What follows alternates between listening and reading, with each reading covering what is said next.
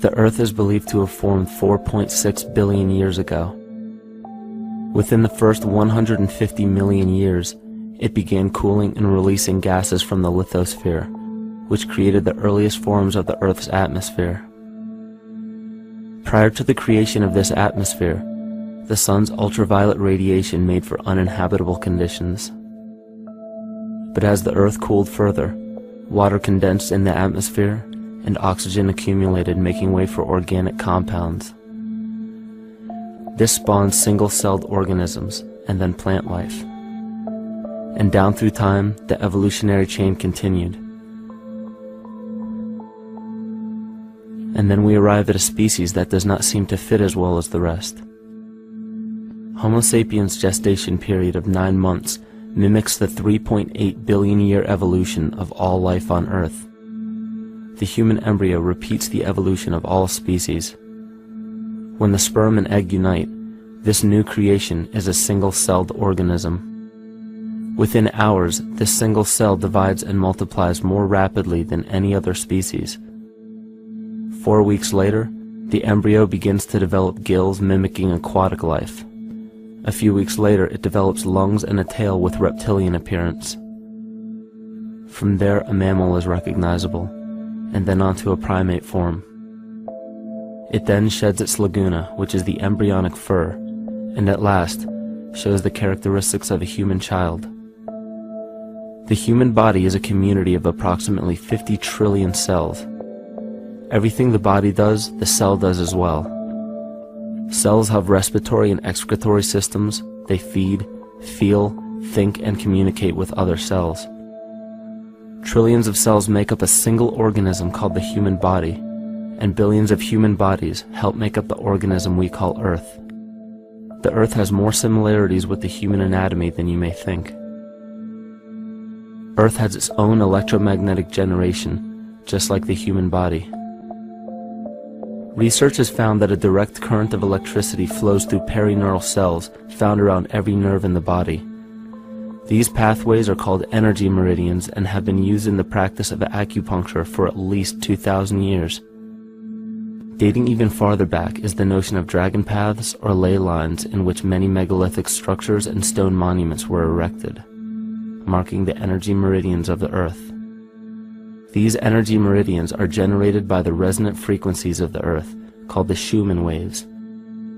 Each planetary body has its own resonant frequencies, and is determined by the circumference and diameter, as well as the speed of orbit and rotation. The Earth's resonant frequency starts at 7.83 Hz and ends with the 7th harmonic at 43.2 Hz, correlating with the 7 chakras.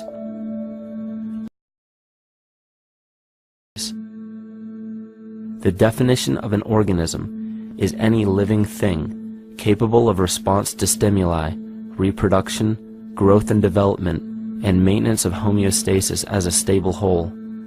Our universe does all of these things. The consciousness of our universe is responsible for the form and purpose that all matter assumes. The Earth's resonant frequencies are a result of its form. These frequencies are responsible for biological rhythms, such as menstrual and circadian cycles, as well as behavioral and emotional patterns. The frequencies are then picked up by the flora and fauna, which are biological instruments that respond to the wave patterns. The wave patterns resonate in the cranial structure of our head and converge in the center of our brain, which is where we find the pineal gland. The pineal gland is believed in many cultures to be the spiritual third eye responsible for intuition. Descartes called it the seat of the soul where mind and body meet. Each individual cell in our body receives an electromagnetic impulse from our central nervous system. They receive the very same impulse that was disseminated to every biological instrument from the Earth. An explanation of our conscious universe has been attempted by religion, science, and philosophy. The neglect of biological nature from any organism causes illness. A divorce from nature, exile from Eden, confounding of tongues. They are all symptoms, not of a biblical God or deity, but the true self. The greatest and only threat to ourselves is a loss of self, the death of our divinity. As we barrel through history with oceans of information, yet barely a drop of wisdom, we have to understand how we lost ourselves.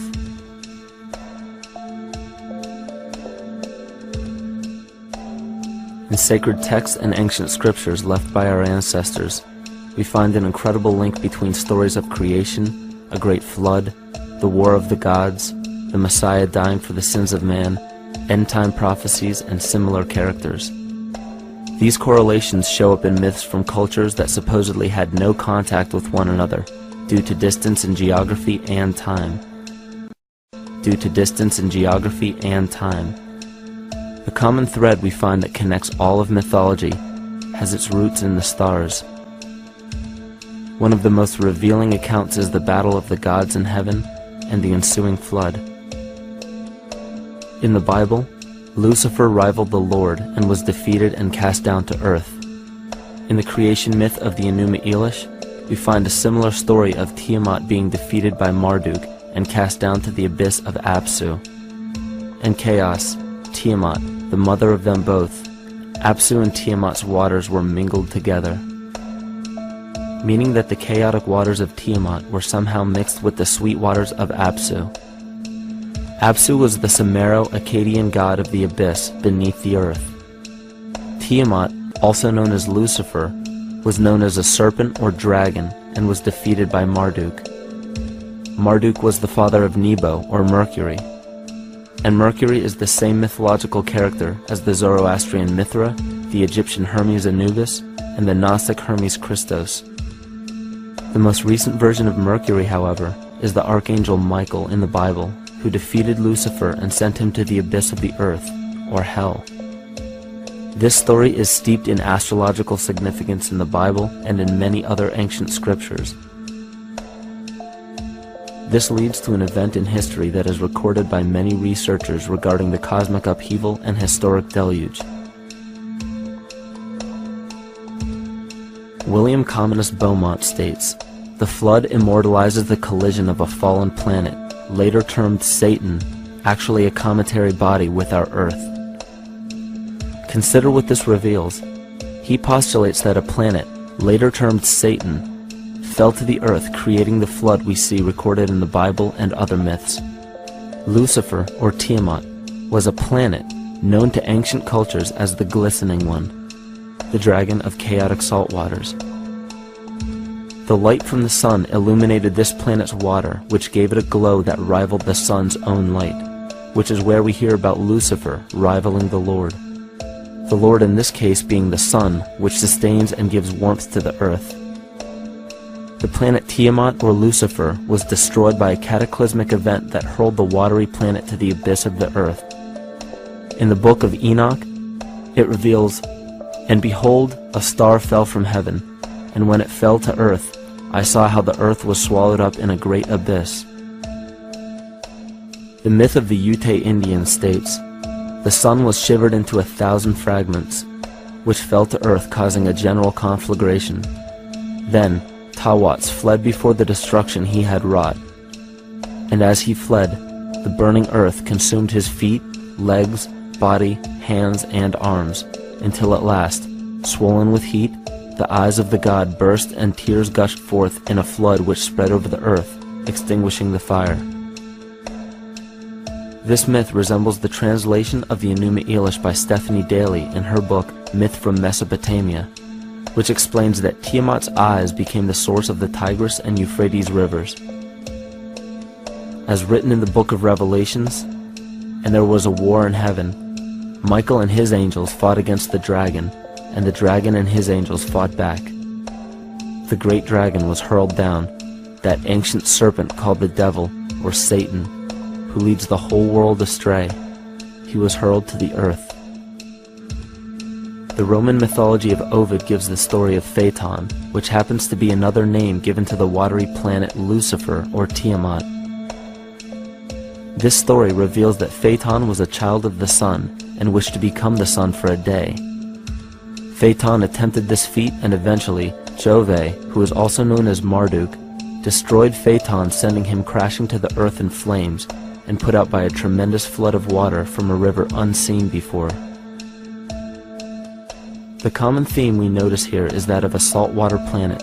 The great dragon, Lucifer, Tiamat, or Phaeton, was defeated and fell to the earth, and now dwells in the abyss known as Hell, giving us the outline of the story of Lucifer rising up against the Lord and being defeated and banished to rule the underworld. As we know, however, an outline is but a shell of a story. The inner meaning, the spirit of the myth, comes with a deeper understanding of the essence of each planet, not just the physical planet, but the conscious core, because we know now that the proportions and velocity of a planet gives them their own characteristic frequencies, which govern biological and behavioral patterns. These planets reflect the archetypal psychology of man. In ancient times, probably the most important field of research was the study of the heavens. Galactic bodies and their movement through the sky were known to be symbolic of the inner faculties within human consciousness. Within all organisms, outdated science has only explained the physical world measured by our five senses.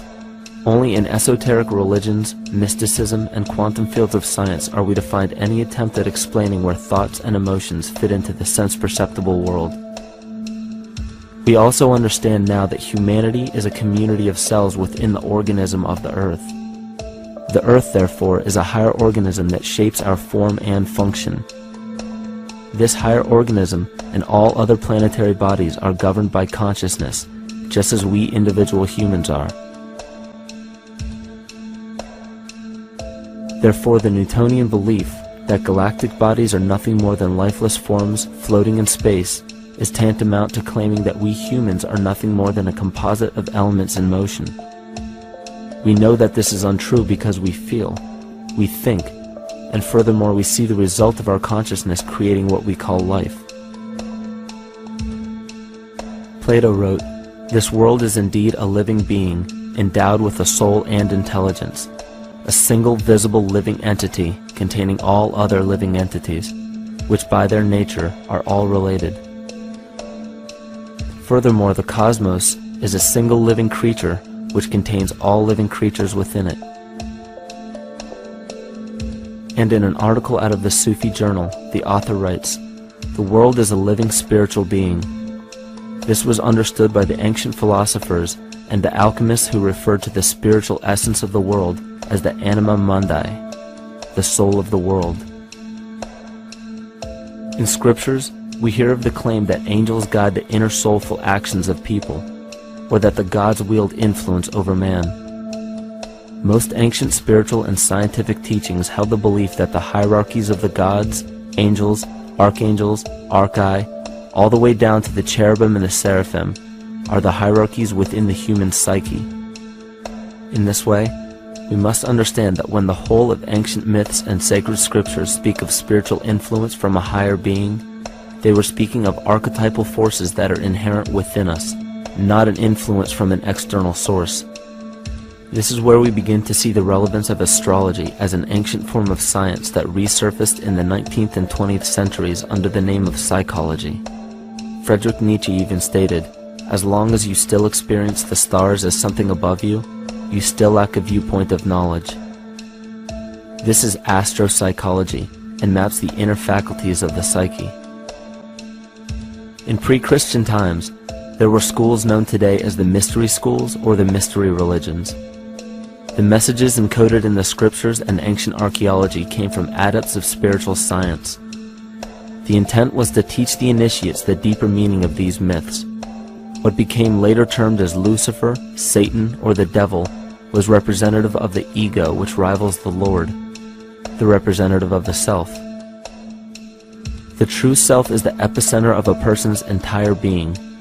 It is the total sum of everything that we are. The false ego, on the other hand, is the idea and concept we create about ourselves in the course of our lives, which typically excludes any qualities we don't wish to accept about ourselves. However, humanity has been endowed with the freedom to choose either to obey the true self or to give in to the temptation of the vanity and materialism of the false ego.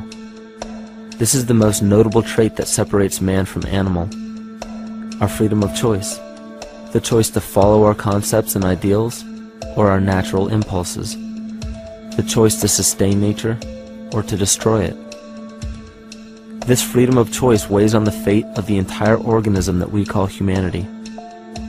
Cancer begins with a group of cells within a community that fail to communicate with the conscious signal of the organism. Those cells begin to grow out of control and spread to other areas of the organism. This very disease is evident in our world today. The cancer upon our earth is the domination of our false ego and our divorce from nature. Collectively, among every human, the cancer upon our earth is the domination of our false ego and our divorce from nature. Collectively, among every human, vanity leads to segregation and competition. Competition leads to fear and greed. Greed leads to deceit and immorality. And immorality is the breeding ground for illness, waging war on our earth. Every act of hatred and destructiveness in our world begins with self-hate and self-destructiveness. And that all begins with a breakdown in communication.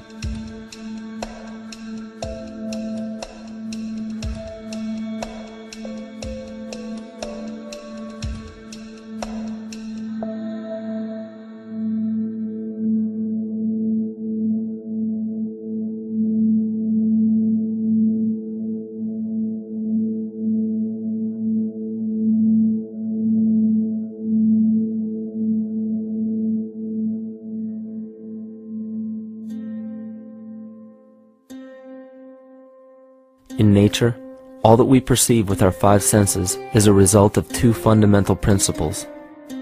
Everything in existence is made of a relationship between vibration and matter. Vibration is a masculine creative force countered by matter, which is a feminine receptive force.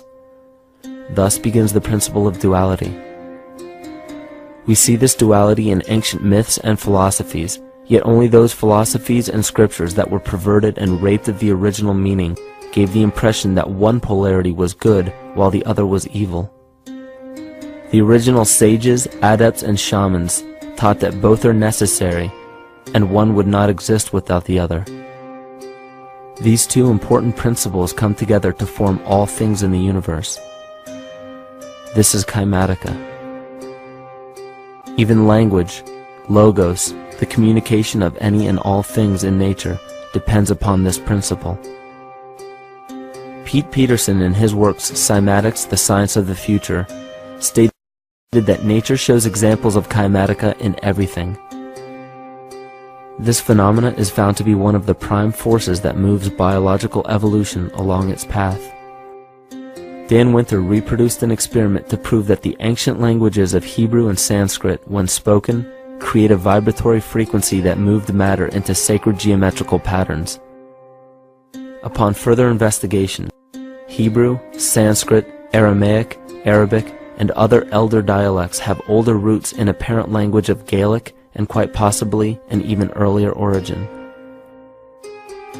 In Swami Murugesu's The Science of Mantra, he claimed that when a person chanted specific words in Sanskrit while filming a burning candle, the intensity as well as the color of the flame would change due to the frequency that the word would emit. This same science has been shown to lower and raise blood pressure. And in his own words, certain sounds can affect their circulation and nervous system. Whatever change such vibrations cause extends to the mind of a person and also to the surrounding atmosphere, causing warmth or coolness. All this can be known by study and shown by practice. This rediscovered knowledge of the science of sound shows that sound is something more than mere vibratory signals. Not only does sound interact with life, but it sustains and develops it. It acts as a conduit of conscious intent between people, societies, and entire civilizations. Yet the psychic illness we endure due to the domination of our false ego is reflected in the collective. Our psychological schism has shut us off from communicating correctly with our inner self, which is exactly how cancer cells within the body operate. In the collective, we have created a language barrier between humanity and the rest of nature, acting as a global cancer. Recorded in history, the efficacy of the ancient languages has been severely uprooted. The alphanumeric translation from Hebrew to English shows a complete reversal of the two languages, giving the cymatic effect unnatural results. Dr. Leonard Horowitz stated in his work on DNA, 1/3 of the sensory motor cortex of the brain is devoted to the tongue, oral cavity, the lips, and speech. In other words, oral frequency emissions spoken or sung exert powerful control over life, vibrating genes that influence total well-being and even evolution of the species. A degradation of language in this case is shown to affect biology. If something as basic and important as language can be degraded and devalued to such a degree, yet never questioned, what else might we be missing? Think of an aspect of your life that dictates the limits of your freedom. Government and law enforcement, insurance and pharmaceutical companies, taxes, building permits, driver's licenses, and more. There are hundreds if not thousands of stipulations, regulations, and boundaries on our freedom. And out of the ones that were just mentioned, how many have you researched to find out whether they apply to you or not? Let's look at the forms of law that we currently acquiesce to.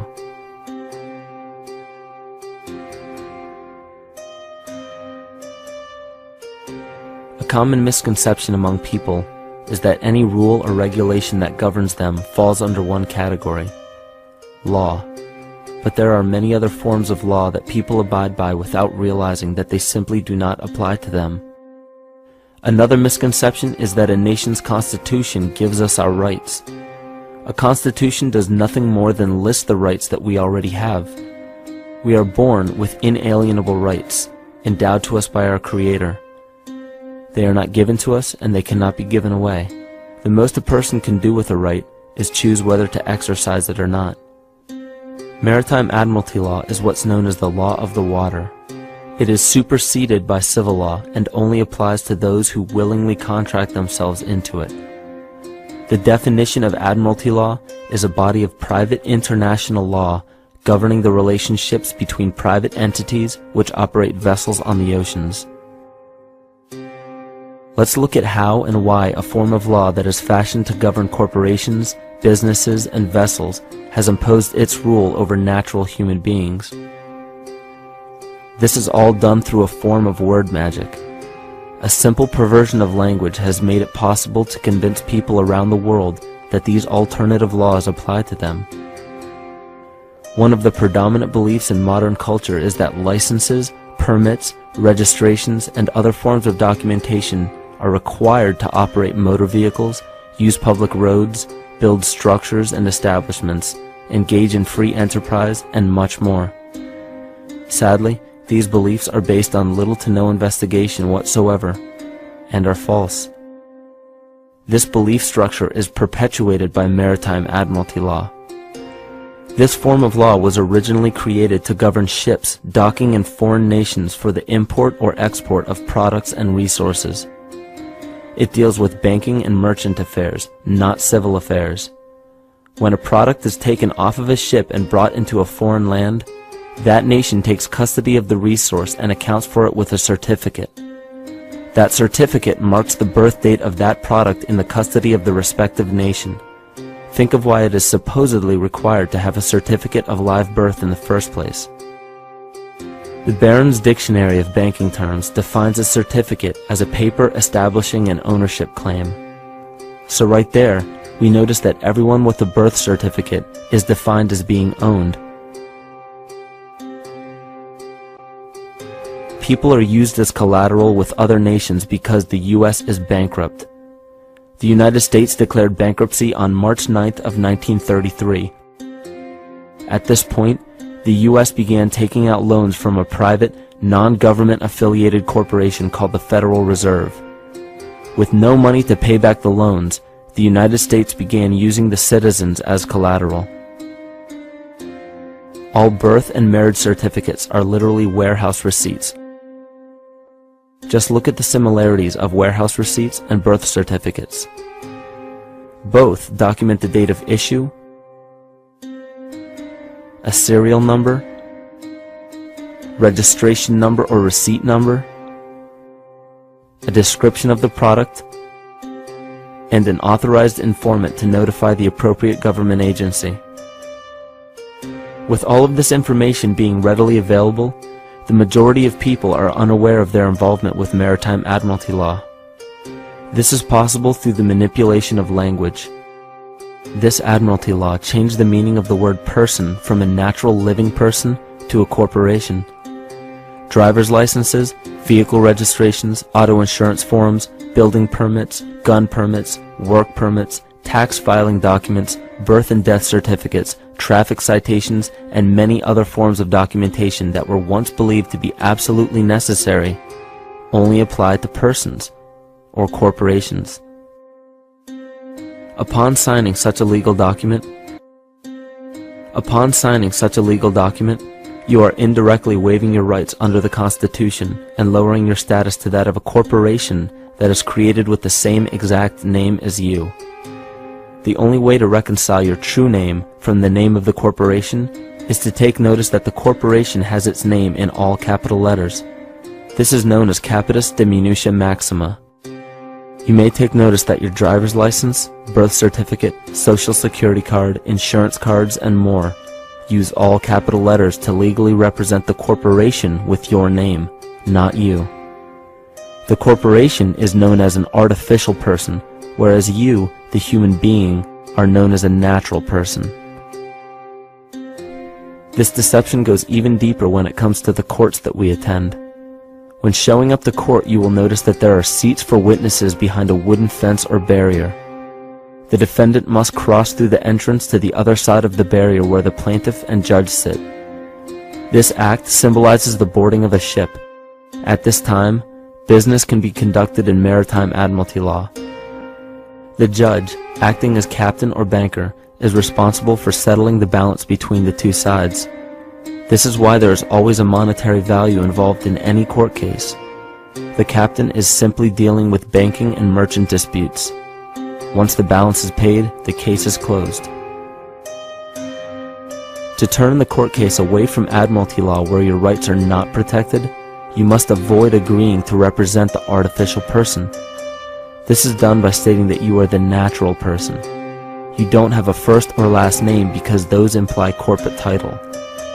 In a court case, you may state that the court takes judicial notice of your honor's oath of office. Every judge must take an oath of office to practice law, yet you must make it clear to the court and the jury that the judge is acting as judge and not banker. Remember that you are a natural human being of the earth. You are not governed by anything but your own consciousness. Laws are created within a society. The society that created the laws we see being enforced today is called the Law Society. Yet the most beautiful part of this entire deception is the fact that we are not part of the Law Society, so their laws do not apply to us. Judges, lawyers, and law enforcement officers, they're all part of a society. Within that society, they've created their own language that's deceptively similar to English. They have these little things called statutes, acts, and regulations that seem like laws, but they really only apply to those within their society. So that basically means all the traffic violations, minimum age requirements, and everything except for damage to another person or their property doesn't really apply to the natural person. Laws only apply to those within the Law Society. The game being played is an illusion. You can simply choose to open your eyes and reclaim the freedom that you were born with, bound by nothing but the limits of your imagination. These are just a few examples of assuring that your rights are being protected. By far, the most important line of defense against this deception is to be aware of the perversion of language, and be absolutely aware of how you form your beliefs and concepts.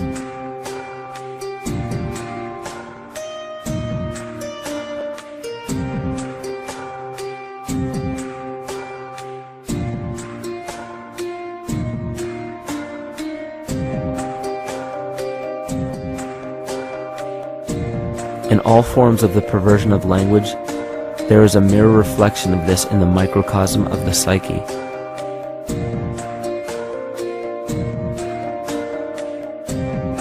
And the problem I see with humanity today is we don't truly know ourselves anymore. We have the 9-to-5 job, we have the house, the children, the bills, the television, the hobbies, and the errands that we run every single day, and we eventually begin to believe that this is who we are. But who are we beneath the job title, beneath the status of mother or father, theist or atheist, Republican or Democrat, black or white, man or woman? Who are we? Who are we deep down inside? We don't know, because every time we hear an answer that we don't want to accept about ourselves, we deny it. We'll pass it off and project it onto somebody else and judge them for it. This is repression. And we see what repression can do to us on an individual level, but what about on a collective level of humanity? What happens when the whole world refuses to see what they truly are on the inside?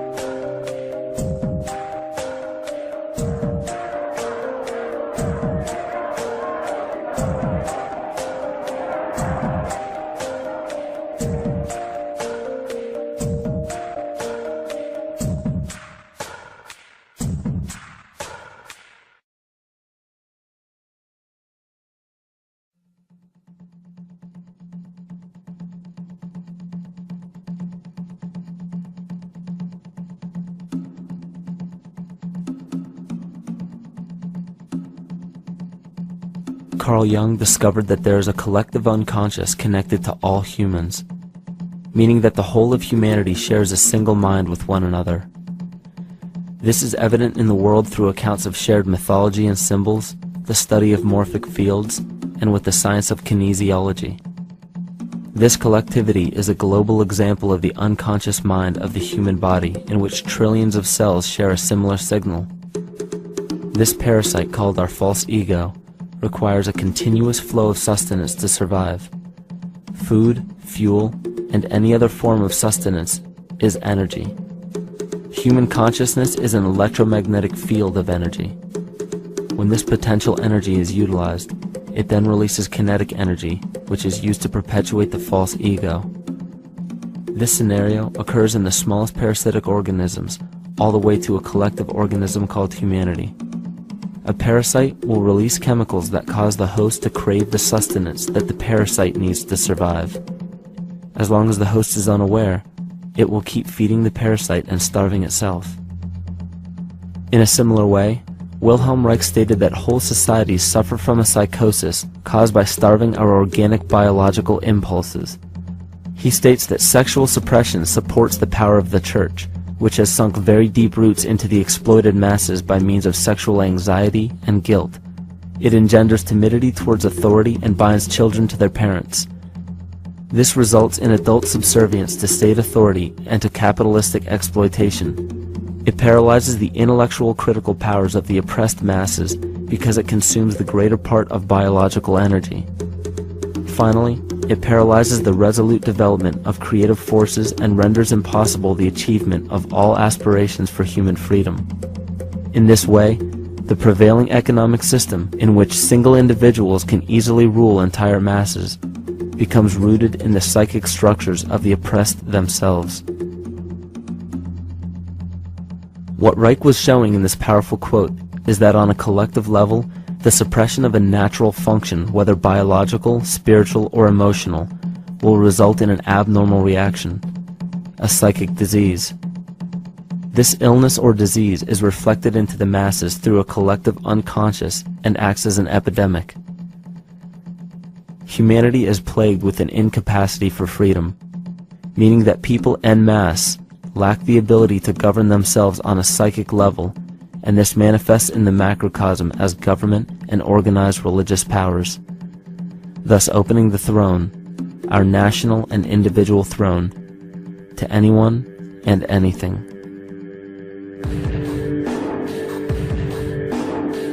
Enter the infamous rulers of the earth, the patriarchs of civilization, political, social, economic, and spiritual dictatorship, psychic tyranny. This simple illness within our psyche, this lack of responsibility and neglect of basic human freedom, has made way for every tyrant that has ever held rule over people on this planet.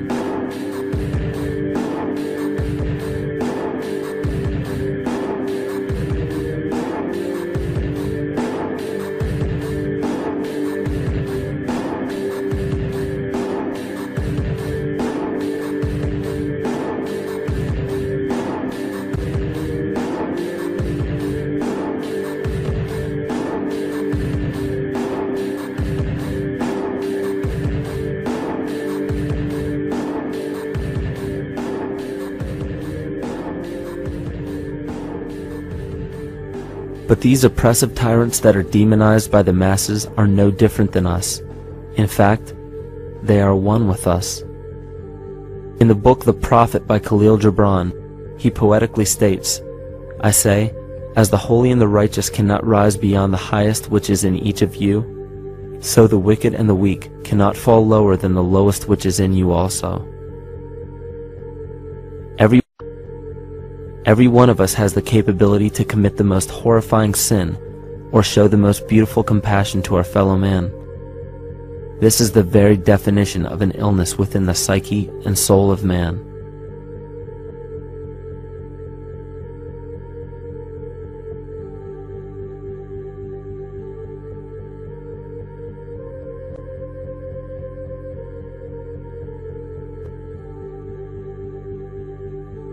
Think of any position of power that you believe to be above you.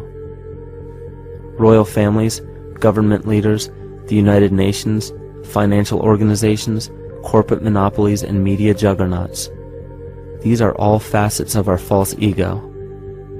They are the physical advent of our own sickness. They require our conscious participation, our conscious energy to survive. Because without our cooperation, without supplying them with the sustenance of complicity, they starve. Their very nature depends on our desire to be ruled. And a typical symptom of the illness among humanity today is our continuous denial of our illness. Repression. We consistently repress those qualities we choose not to accept about ourselves. This is why it is so difficult to see the false ego and its multiple manifestations for what they truly are.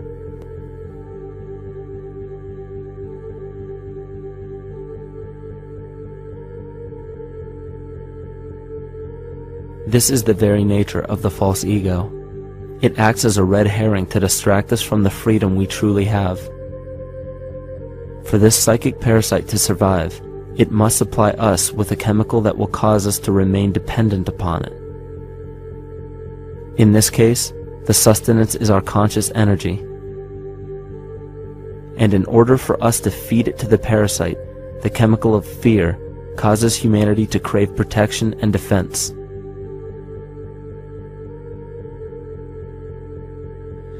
The functions of the body to survive can be broken down to two basic functions for any organism to survive. You have to be able to grow, maintain yourself, take care of your biology, but you also must be able to protect yourself, so that if you're just growing and you can't protect yourself, you'll become food for something else. So the survival involves a balance between growth and protection. Through the history of human civilization and through human evolution, we recognize that our nature is to be in a state of growth, and that our protection is only supposed to be used to, help us out of that threatening moment. You can't be in growth and in protection at the same time.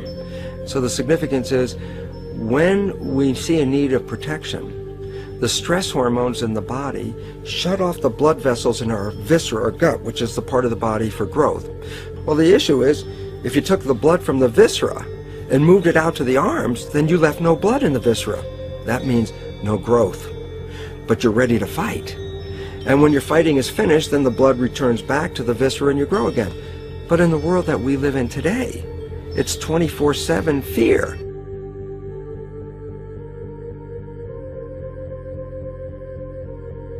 So we have a continuous dripping of that stress hormone into the body. It's just dripping all the time, getting us ready to run or fight or flight at any moment at the drop of a hat. We're ready to go because we're on guard. Well, the problem is, what does that mean about your allocation of energy? And it says, we're spending most of our energy in protection. You cannot survive if you're in protection all the time.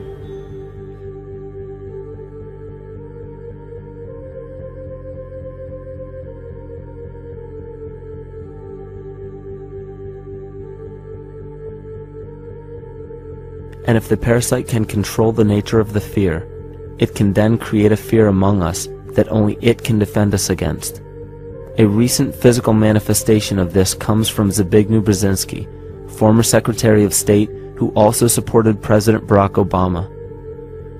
In his book, The Grand Chessboard, He states, as America becomes an increasingly multicultural society, it may find it more difficult to fashion a consensus of foreign policy issues, except in the circumstance of a truly massive and widely perceived direct external threat. Even the Reichsfuhrer of the Nazi Party, Hermann Göring, sums up this game of supply and demand perfectly when he stated, "The people can always be brought to the bidding of the leaders." That is easy. All you have to do is tell them they are being attacked and denounce the peacemakers for lack of patriotism and exposing the country to danger. It works the same in any country. It also works the same in every individual psyche. Just remember that the false ego has only one desire: to become greater and more powerful than the true self. This illness causes us to believe that we are separate from nature. This is why we see such a rise in the dependency of technology.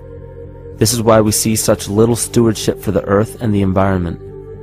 And this is why we see bigotry, racism, sexism, and every other form of discrimination possible that leads to crime, violence, wars, and eventually, the global destruction of the organism. This endless state of fear, confusion, and segregation our world seems to live in is a symptom of the false ego creating a false threat.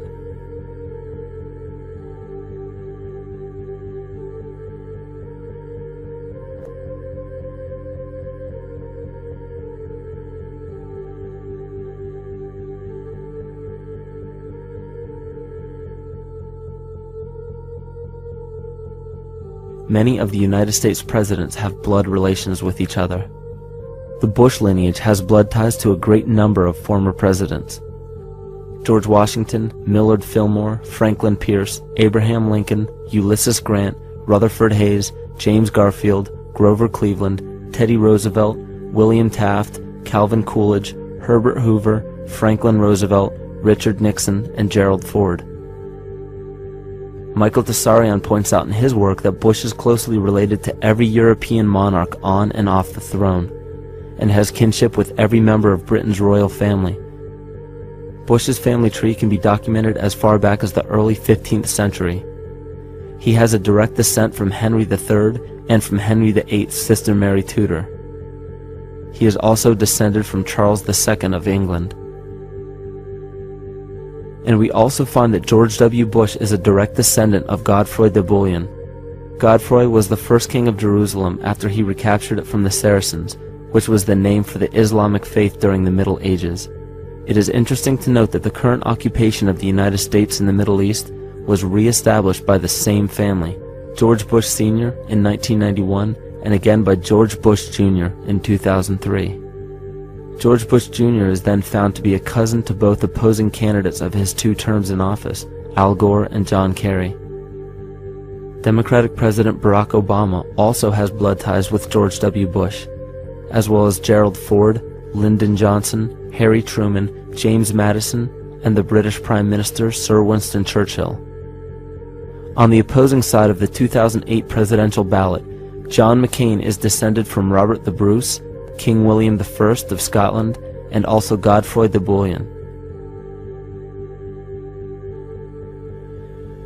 And probably one of the most interesting facets of the bloodline relations is the fact that the whole British royal family has descent from the Muslim prophet Muhammad through the Arab kings of Seville. This bloodline was passed through the kings of Portugal, Castile, and eventually down to King Edward IV. And this is a very, very different story from what you hear the media pumping out every day, being this idea of lineal superiority. It's completely debunked according to the foremost authority of aristocratic lineage, Burke's peerage. And this just goes to show that there's the true story, and then there's the manufactured illusion, the front that's given to the public.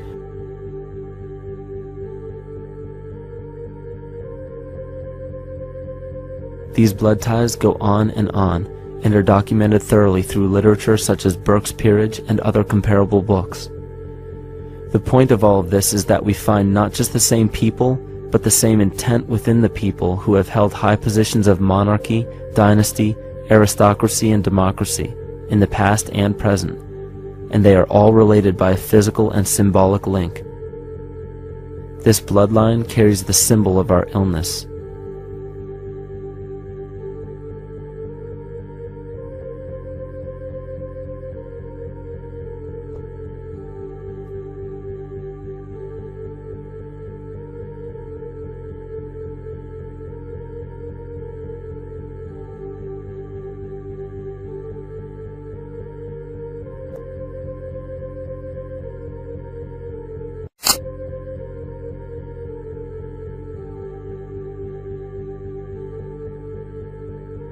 The symptoms of our psycho-spiritual illness are the wars, terrorist attacks, artificial or man-made disasters, and leader figures.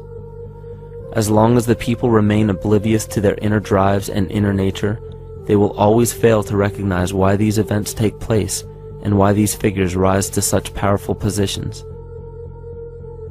The reason why we have failed for thousands of years to conquer these archetypal rulers permanently is because for thousands of years we have been fighting the symptoms of an illness and not the root cause.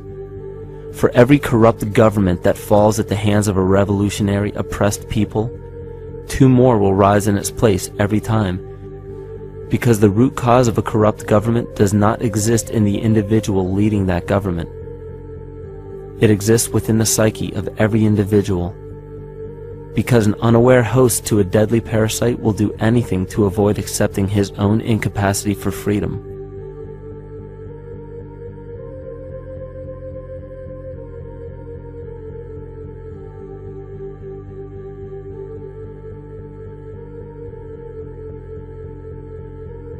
We are so bereft of sanity in this world that those few who simply stop projecting onto others and begin facing their own demons are seen as neurotic. An article written in the 1950s states that studies showed that individuals who had been isolated from their familiar social and cultural environment became neurotic. This shows that when those individuals had no object to identify their darker emotions with, they began to see these things in themselves, that which they refused to recognize before, and were unaware of why they appeared and how to cope. Facing our true inner self is virtually unknown in our world today. This is why no matter how many civilizations rise and fall, it is our collective consciousness that creates our governing apparatus, not individual people.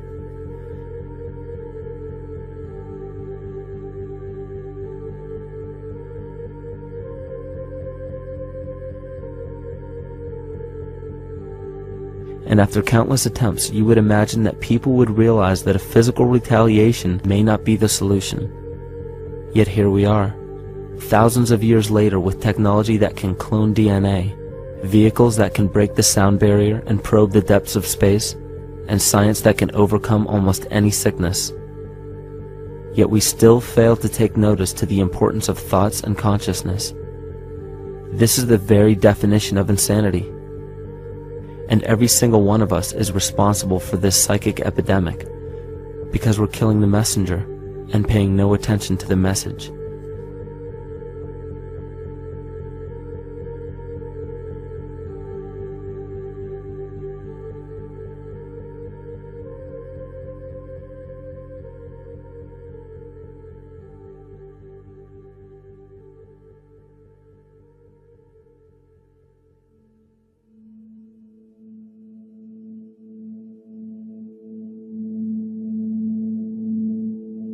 During the 1990s, 3 Nobel laureates in medicine advanced research that revealed the primary function of DNA lies not in protein synthesis as widely believed for the past century, but in electromagnetic energy reception and transmission. Less than 3% of DNA's function involves protein manufacture. More than 90% functions in the realm of bioacoustic and bioelectric signaling. So why is it important to know that DNA functions in bioelectric signaling? HeartMath Institute has discovered the heart and brain maintain a continuous 2-way dialogue, each influencing the other's functioning. Although it is not well known, the heart sends far more information to the brain than the brain sends to the heart, and the signals the heart sends to the brain can influence perception, emotional processing, and higher cognitive functions. The heart also generates the strongest rhythmic electromagnetic field in the body, and this actually can be measured in the brainwaves of people around us. We are quite literally an electromagnetic expression of our highest cognitive function. The behavior of electromagnetism is evident throughout the world as dualism. All matter contains a negative and positive charge, which means organisms are built upon this foundation. The natural homeostasis of any organism is a balance of both polarities. Furthermore, research on emotional energetics shows that the heart's field is a carrier of emotional information and a mediator of bioelectromagnetic communication within and outside the body. Research shows our heart's field changes distinctly as we experience different emotions. It is registered in people's brains around us and apparently is capable of affecting cells, water, and DNA studied in vitro. Fear. The chemical supplied by a collective parasite creates a distinct bioelectric signal given off by the host. This signal is disseminated to the organisms within our community and will grow outward through the entire organism unless it is counterbalanced by an opposing force. Dr. Fritz Alan Popp discovered that the cells in our body communicate through biophotons, which are tiny particles of light that are single units of an electromagnetic field. This communication system within our body also exists between people in what's known as morphic resonance. This was known by the shamans, sages, and adepts of antiquity. These teachings were commonplace in prehistoric cultures. It wasn't by sheer chance that artistic expression and rituals were the cornerstone of every ancient civilization. Art was used as a personal method to exercise the shadow content of the psyche and introduce it to the conscious mind. This was very literally viewed as psychic therapy. Ritual was based around astrological dates. As we've learned, the study of the stars and planets reflect our own astropsychology. The shamans would perform rituals on astrological dates that would correlate with a circadian rhythm or a psychological cycle. These rituals kept the human participants aware of their inner self and prevented the repression of psychological content. As long as people were facing their inner demons and accepting them as their own, they were not collectively projecting them into the physical world. If you bring forth what is within you, what you bring forth will save you. If you do not bring forth what is within you, what you do not bring forth will destroy you. The progeny of our psychological disease began growing rapidly after a series of catastrophes forced the collective into a somatic state of fight or flight. This lowered the immunity of the population by introducing a state of immense stress. Our body becomes more susceptible to illness under stress. In this manner, humanity fell ill when entire bodies of land were swallowed up by the floodwaters. This uprooted many tribes, chiefdoms, and civilizations from their homes, and their ritual practices that were used as a conduit for psychic wellness were put on hold in order to survive the catastrophe and seek new homes. The shamans were spread to many new areas of the world. This information has been suppressed. We are made to believe that advanced civilizations such as ancient Egypt and the Mayans of Mesoamerica came about with no prior rudimentary remnants or evidence of evolving intellectual artifacts to bring them to their peak. We are meant to believe that their incredible knowledge of mathematics, astrology, agriculture, economy, polity, and architecture came out of nowhere. This leads many researchers today to the understanding that the origins of these civilizations have been suppressed. Not surprisingly, the force that has guided the suppression of this knowledge comes from the exact bloodline of the political and religious leaders stated previously. These are some of the notable book burnings and suppression of important texts in our history.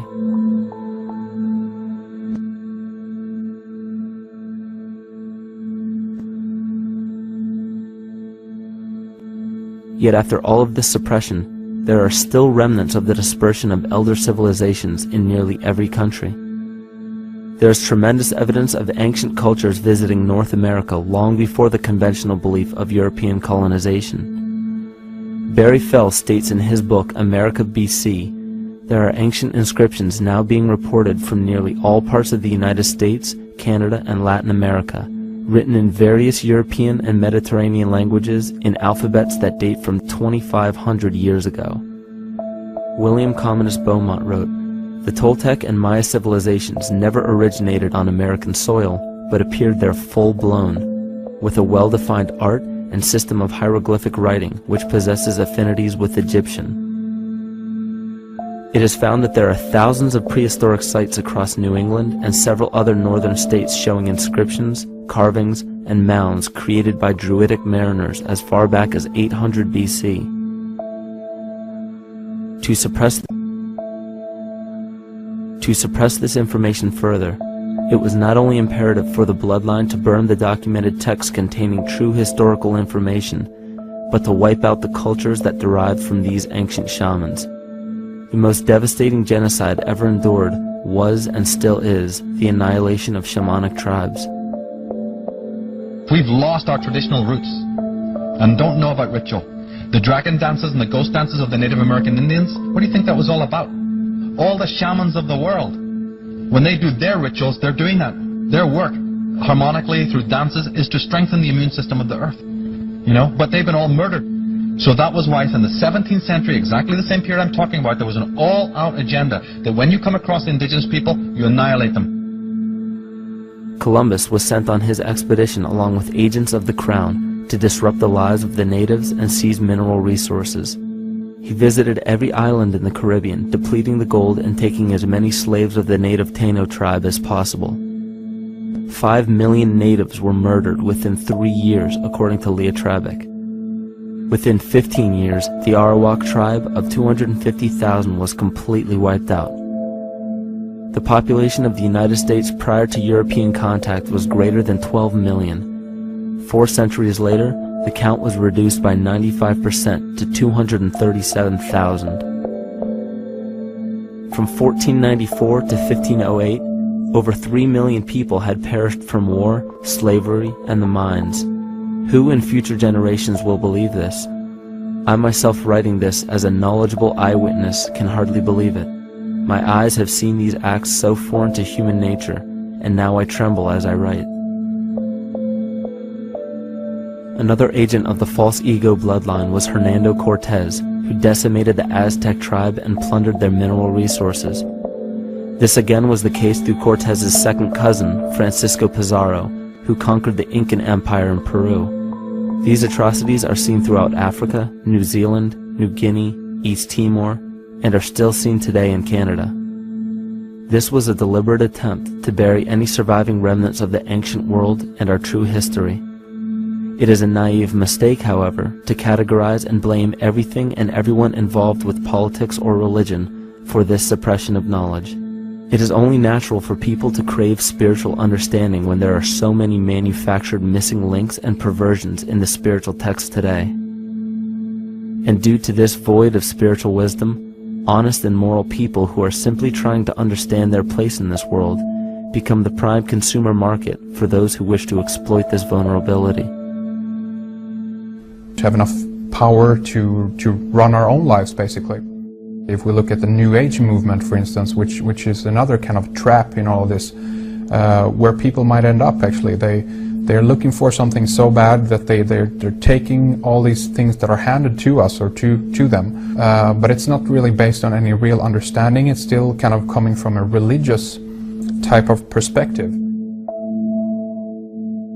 People are genuinely seeking something new. They're genuinely seeking a new type of spirituality, or to better themselves, or to change something, but this is being hijacked, and what they actually do is that they lead you into another type of group mentality or New Age religion, whatever it is, and people still are not able to kind of really break free from that and follow their own journey or their own path, which I think is very important in all of this.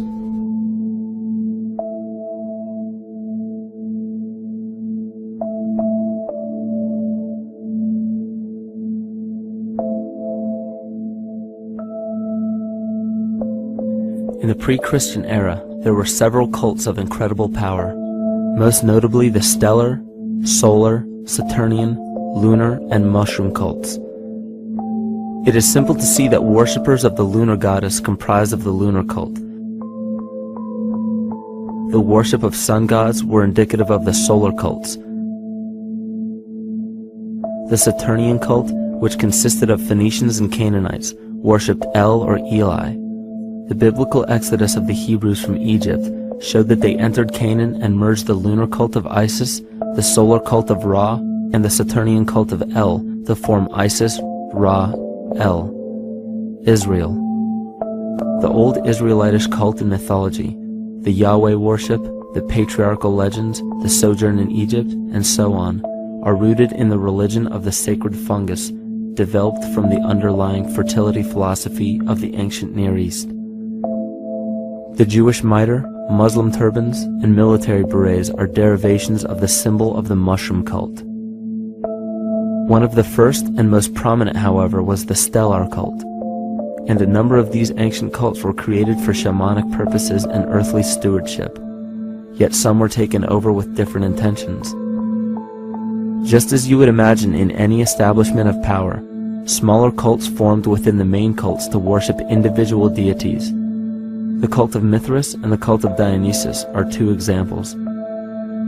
You still today can see the Mithraic or Phrygian cap on the symbol of the seated Liberty dollar, the coat of arms of many countries, the reverse side of the flag of Paraguay, the seal of the United States Senate, and even involved in the solar cult holiday that we now call Christmas. In the cult of Dionysus, many festivals were celebrated, such as the Greater Dionysia, celebrated in Athens around the spring equinox. The foremost event in this festival was the Thymelic contest, in which poets, musicians, and entertainers performed in an open-air theater.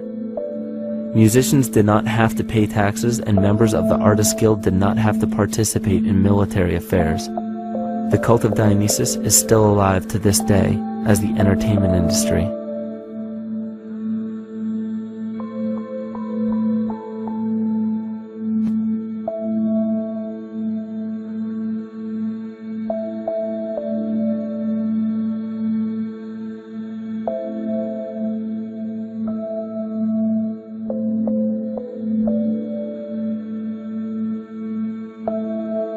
These cults still exist in many important positions of power throughout the entire civilized world. Yet the most important function of these groups is to manufacture the consent and complicity of the people. The conscious mind is the creative mind. It's the one that has your personal identity into it. It does the real thinking. And then there's a subconscious mind. Well, there's no entity in it. The subconscious mind is the equivalent of a tape player. It records behaviors, and then at the push of a button plays a behavior. It's automatic. It's a very convenient thing, because then we don't have to relearn all the time. Once you know it, you can make a pattern. The problem is that the basic patterns of belief and behavior that are programmed in the subconscious mind came from our teachers, primarily our parents, our family, and our community.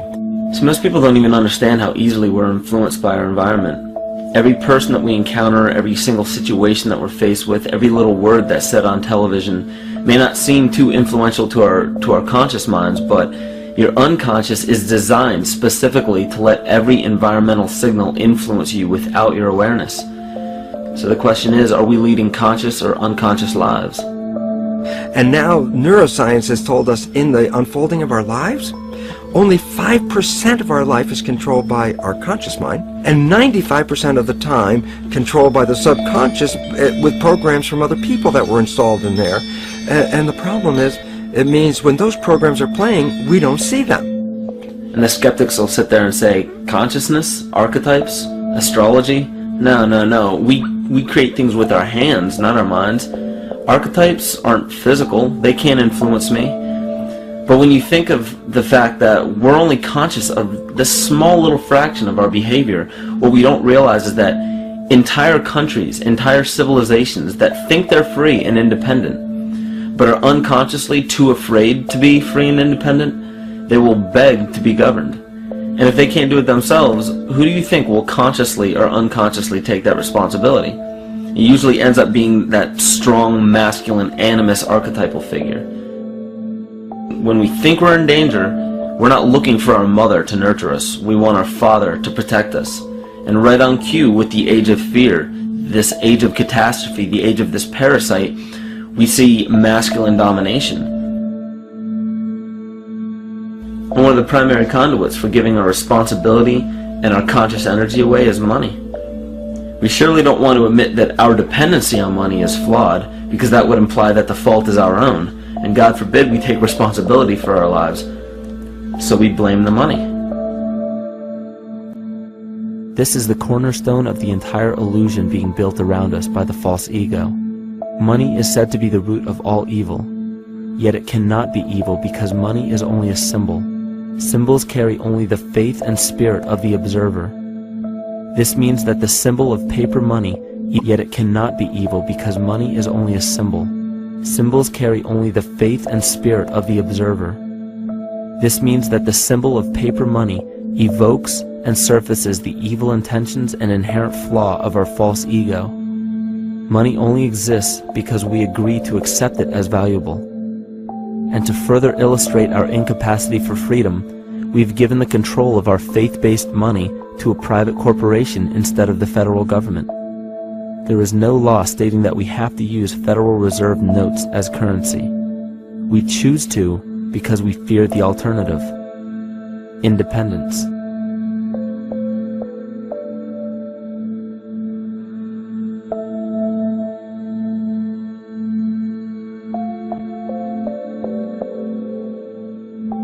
But it's not even really about money, it's about energy, because money is simply this material thing that allows billions of people to crave just one thing and put their energy into the same thing. It's not the plasma TV or the house or the lifestyle or the job or the significant other or the status that we're really after, because we know that we're empty. These people feel sadness and loneliness and void just like anybody else, and they either want to fill that void with materialism because they think that that'll make them feel better, or they want to sedate the void feeling with material possessions. So it all comes back to this feeling of having to put our dependency into an external source, something that we have absolutely no control over. What we're seeing right now is with all the competition of each other destroying each other, wars, competing for material existence, raping the planet and tearing it apart to get some pieces of it to hold in your hands and say you won the game. Every one of those moves is destructive, not just of the planet, but of human civilization, because human civilization will thrive with cooperation and will die with competition. And if you operate from these truths, then you end up with the extinction that lies before us. You see, we all have demons, so to speak. We all have inner demons in our lives, but we expect to see devilish monsters or dark apparitions when you think of a demon, kind of like what you'd see in the cinema. But our demons are really the people in our everyday lives, the people that we argue with, the people that we envy or hate, the ones we physically or emotionally harm in some way, shape, or form. And it's not because we envy or hate qualities in these specific people as much as we hate the fact that they remind us of ourselves. They reflect qualities about ourselves that we wish we had more of, or that we wish we didn't have at all. So what do? We alleviate that pain, not by fixing or fighting our own demons, but by harming the people that remind us of our demons, by harming the people that remind us of the things that we don't like about ourselves. And when we become frustrated that we're not in control of our emotions because we don't really know what's affecting our emotions, we take it out on others. We take it out on absolutely anything else that can show us or act as a catalyst for our hatred. And so we do the same thing to animals. Animals are perfect because they can't defend themselves. It's a perfect catalyst for our inner aggression, our confusion, our hatred. Just take it out on something absolutely helpless. Just imagine how unconscious a person has to be of his or her actions to torture or mutilate or brutalize any living thing.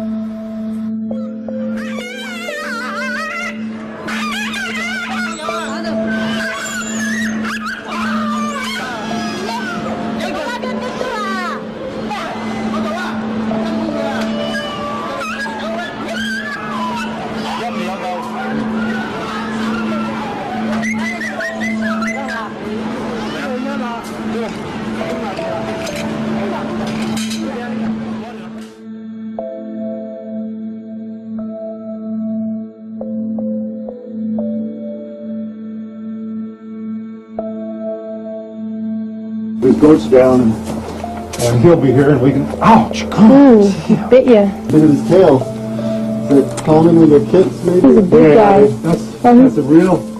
Think of the lack of compassion you must have towards life in general to be able to feel no semblance of sympathy towards entire populations, let alone just individuals or individual animals, entire populations of species that are bred specifically for the purpose of commodity. But I'll tell you what's even more dangerous is not so much the people carrying out this cruelty, because that's already been established. That form of hatred and cruelty has already been established and it's already known.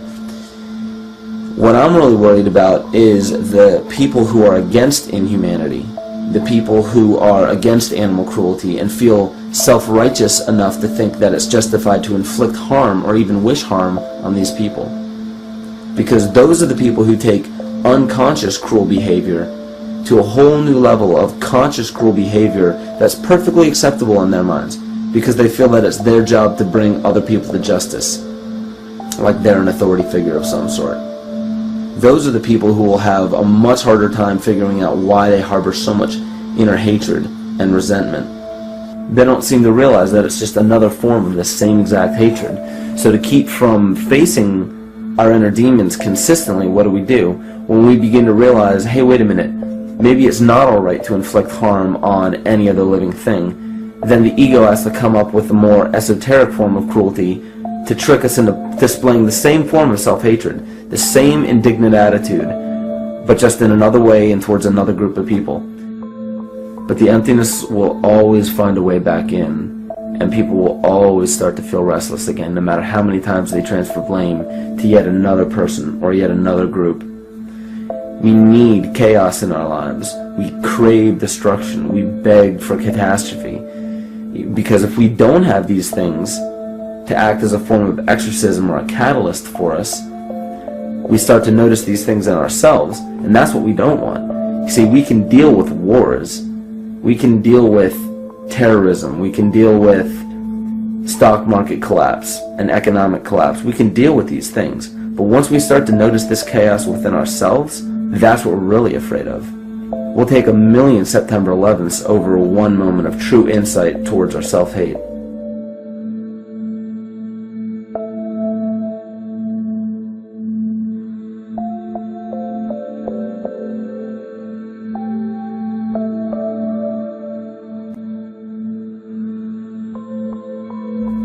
And you know, the most interesting part of all of this is we encounter things every day, every single day, that we either accept with open arms or that we reject violently.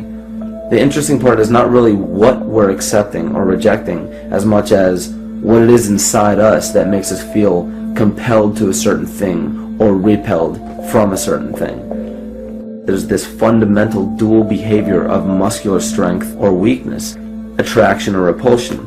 And what's interesting about this is when you realize that consciousness, awareness, that intangible essence that animates all matter into what we see around us as life, that is where you will find the origin of this dual behavior. It's been explained as the inhalation and exhalation of Brahma, the contraction and the expansion of Ahriman and Lucifer in an anthroposophical setting, the active and the passive qualities in electricity, the masculine and feminine qualities, yin and yang, existence and nothingness. These are all ways to explain the same behavioral process that begins with awareness, it begins with consciousness. And if you get rid of all the images and concepts in our minds of these sayings in your head and just try to feel the difference between the two polarities, you'll begin to notice that all of the different scenarios and possibilities that are playing out in the world all spawn from this common origin. You'll have 1,000,000 people telling you why the Bible is supposedly the Word of God and that you should follow it word for word. And then you'll have another 1,000,000 claiming that it's a form of mind control and not to believe any of it. Everybody will tell you to beware of this or watch out for that. This is good information, this is bad information. And I just have to wonder, what makes anyone an authority figure enough to say that something is true or false? And why are you denying or accepting anything based on the suggestion of another person? Why aren't you making that decision for yourself? Information is information. There's no such thing as good or bad information. It's all what you do with it. I say let everything be your Bible. Give every piece of information, every person, every event or scenario or situation an honest and open mind. Because then it's your responsibility to respond to it in the way that you choose. Not following the herd, not following convention, it's your responsibility. And that's the point when, no matter how many people tell you you're wrong or right, you're not dependent upon their approval. If we at least question our own actions, question our own thought process, and make a conscious decision to what we feel is right every single day, That's what I believe to be divinity. That's true shamanism. And that, to me, is what it really feels like to be alive.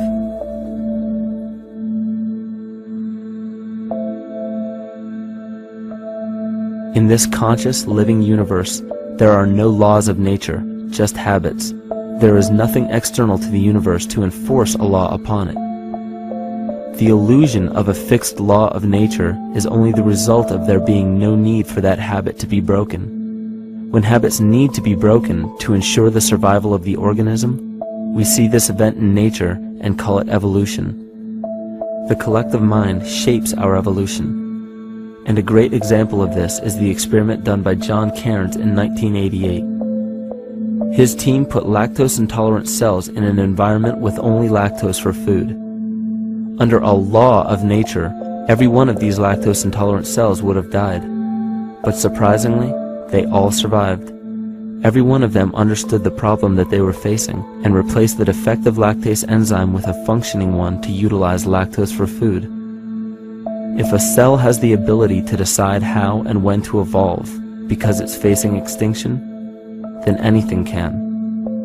The existing beliefs are that a human body is a biochemical machine controlled by genes, and therefore the behavior, emotions, and character of our biology, our health, our lives, are controlled by genes which we don't control. So this is what we taught people. You're a victim. Genes control your life. You didn't pick them. You can't change them. The genes you end up with program what's going to happen. My experiments on stem cells, which I started in 1967, I'd isolate one stem cell, put it in a petri dish, and then it would divide every 10 hours.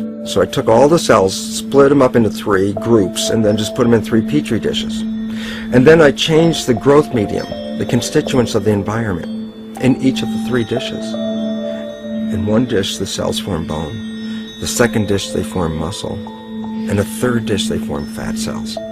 What controlled the fate of a cell? And the first thing you have to say is, well, wait, they were all genetically identical when they were put in a dish. So obviously the genes didn't control it because they all had the same genes. What was different was the environment. And all of a sudden in my career, it said, oh my gosh, here I am teaching genes control life, and the cells are telling me genes respond to life. And since you can control the response, you can control your life. It's how you read the environment, how your mind perceives the environment. And if you understand this, then you could lead yourself to the most wonderful expression on this planet, to be fully alive and fully healthy, just how you respond to the world.